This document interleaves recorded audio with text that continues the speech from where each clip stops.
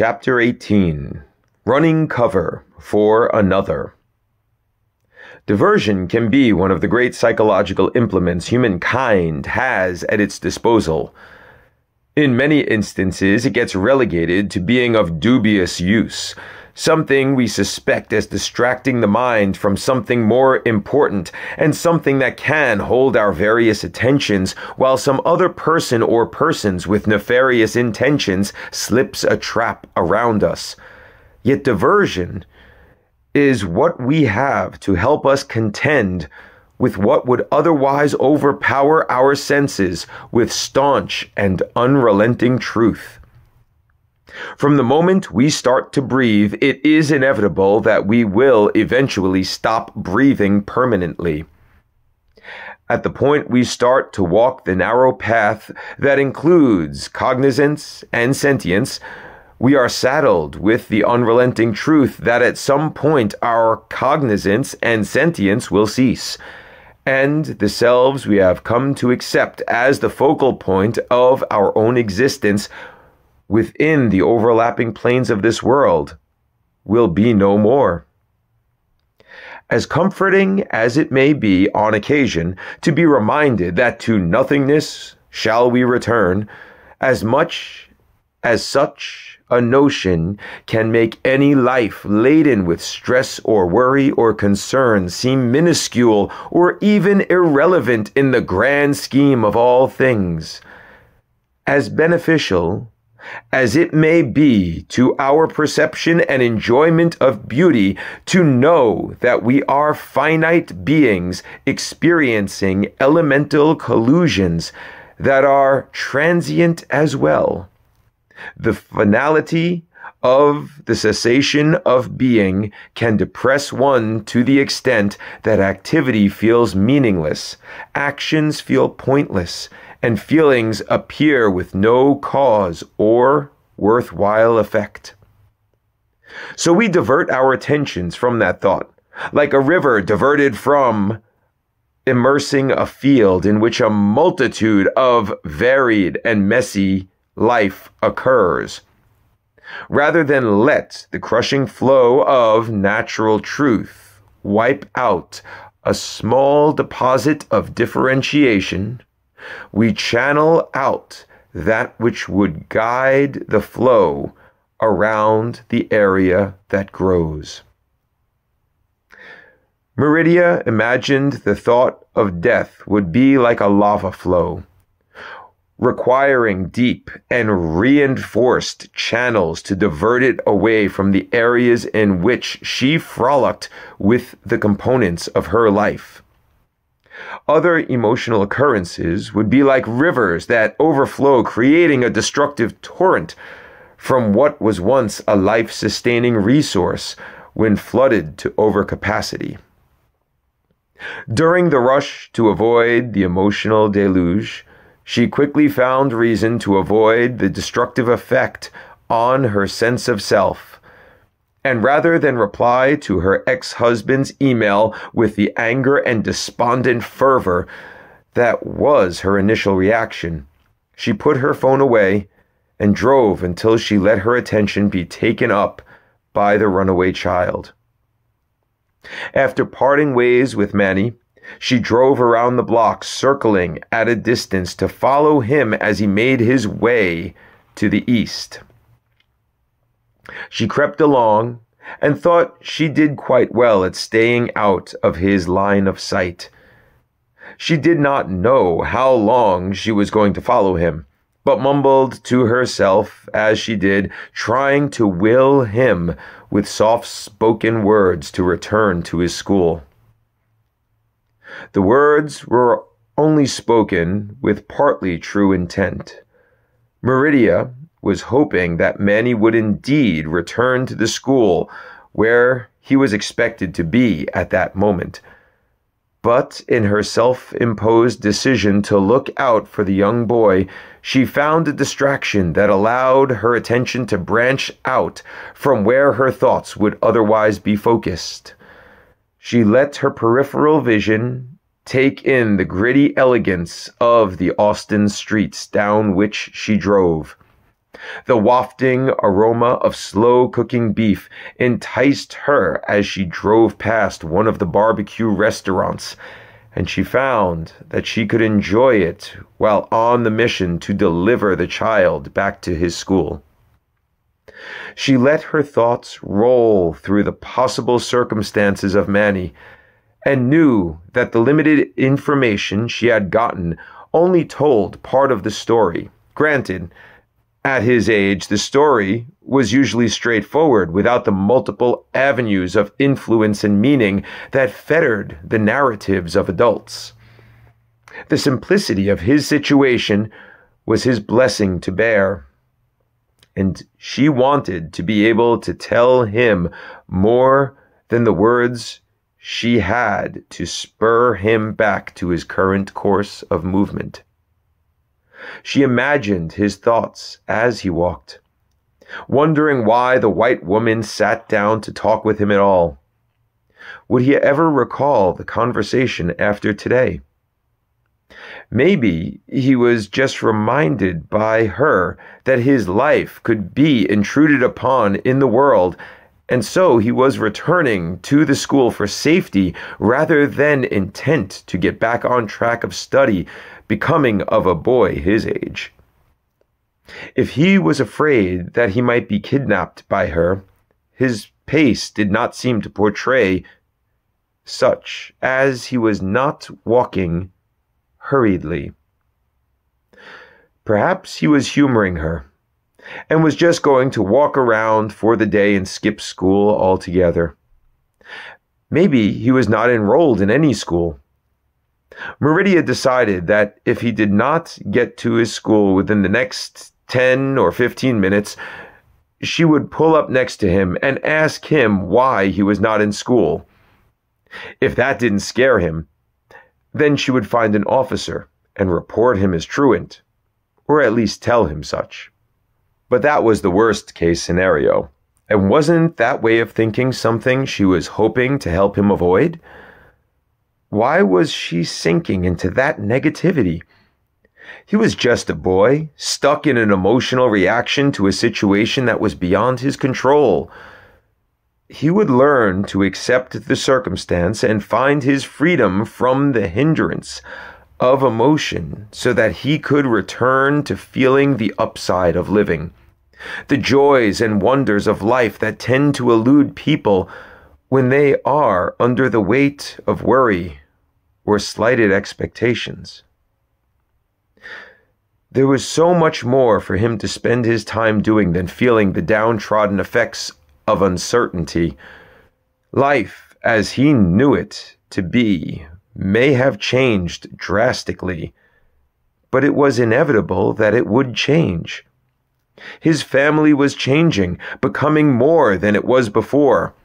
And if he could learn to embrace the reality that shifting of interpersonal dynamics does not mean an end to what there was, but the start of what will be, then he could see his life in the bigger picture, accept the new ways without relying on their beings to define himself, so that he could, so that he would, so that he will be able to accept the next round of changes as they arose in life. She watched the boy, whom she attributed so much of her current mental energies to, turn onto the street that held a school building. He walked up the steps and stopped at the top. This 10-year-old child, who went through a crisis proportionally gigantic to his perspective, placed his hand on the large handle of the door and looked up. She watched his shoulders rise and fall with his breath and could almost feel the emotional acceptance, his reaffirmation of his desire to be in the school, arise through his neck and find its niche in the parts of his mind where his determination resides. He opened the door and stepped inside, and the relief Meridia felt washed over her like the shallow waters from a river. She burst into tears. The door closed, and the salty water obstructed and convoluted her view of the building. She let the blending of her momentary victory and the larger victory it brought to her overwhelm her, and she cried enormous sobs of regret and joy, relief and recognition that her life was not going to be the same as it was before either. She let the silent advice she had aimed at the child as he walked reverberate, and knew completely that it was for her. Goaded into her mind beyond her emotional sense of self by means of focusing her attention and intellect onto the boy's troubles. Her life was changing and not diminishing. Her family dynamic was about to be altered, and it was only her refusal to let go of the form to which she had become accustomed that caused her grief. It was a shifting of her family's interpersonal dynamic, which she did not want to accept, but it was a change beyond her control. What was within her control was her decision to accept it and make it a part of her life, or to fight against it and waste her living energies. To that end, her tears ceased to be for her, were no longer for the mourning of her ended marriage, were no longer for the reality of her ex-husband getting married to another person, no longer for the idea that she could start using her vivacious self to enjoy life and look for someone in the dating realm of the city, or beyond if she saw fit. Her tears were not for the changes in her life that had occurred, were occurring, or would be occurring soon. They continued for her knowing that the boy who re-entered his school a few moments ago, that child who was nudged by Meridia and might remember this day for years to come for the gentle kindness she had shown to him without provocation or request, that Manny would not know the profound effect his brief time with her had had upon her life. There was a beautiful tragedy to that idea, that he effortlessly helped her simply by being the person that she put devout concentration of her thoughts upon. She marveled at the beauty of such interdependence between humans and wondered how teachers are able to deal with that cascade of influence. What power is there in the reflections of ourselves we see in others? Her tears careened slower, and she found her pack of tissues. Wiping her cheeks and blowing her nose, she found the newly carved landscape of her thoughts and emotions blended together into a mind space that gave her newly accepted visage and an air of magnanimous beauty. She checked her face in the rearview mirror and then put her car in gear and drove down the remainder of the block, noticing the tiny black face of a student in the last window on the first floor of the school building, watching her as her car rolled past. 2 blocks down from the school, and her mind began a formulation of her deliberate response to her ex-husband's recent email to her. She knew better than to attempt to compose it while driving, and decided to stop at the local healthy juice shop that was housed in an old industrial storage facility nearby. With the pop music station to distract her for the 5 minutes it took her to drive to the business, she arrived in the parking spot nearest to the door. Regarding the rustic feel of the exterior as a powerful example of the product produced, She entered into the fragrance of the fresh produce stacked behind the counter. Vegetables and fruits, small grains and extracts lined the walls beside the blending stations. And she decided on the smoothie of her choice while waiting for the flavorful masterpiece being crafted for the customer whom had arrived before her to be transacted and delivered.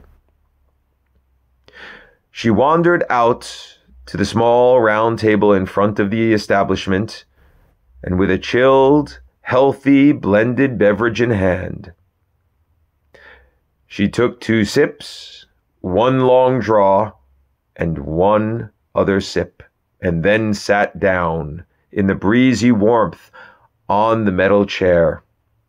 She placed her cup on the table and grabbed her phone from her purse without having to look. She unlocked her phone and opened the email application, reading through the email which had caused such a reaction in her earlier moment that it was instrumental in the course of her actions taken from when it had arrived. The words now had little sting, and the perceived intentions of her ex-husband now seemed without barb or maliciousness. He seemed informative and was probably scared when he was writing it. She felt for him, and it did not bother her in the slightest that he received her empathy. She reflected on it as she put the phone down and took another large pull from the straw in her smoothly blended drink. Letting the healthy nutrients empower her more so than the nourishing quality of her experience interacting with Manny did, she picked up her phone and typed her response. "Hi, Adam. I can't say that the news was well received, but I needed to get a handle on my perspective and can see clearly that you informing me of this change in our family was not a snub towards me or a jab at me. It still resonates with less than benevolent happiness on my end, but I know that once I get used to the idea, I will be able to be happy for you being happy. The true source of my discontent is my worry regarding your responsibility to the terms of our divorce. If you will give me modest reassurance that this change will not alter your ability to pay alimony and child support, it will help me to help you to help Minnie adjust to this change. A cycle of help that makes our group a family, regardless of what shape we take. I am trying to move past the turmoil that came with divorce, and as it seems to be more fresh in my heart than it is in yours, I hope you will excuse any hesitancy I show regarding this new development.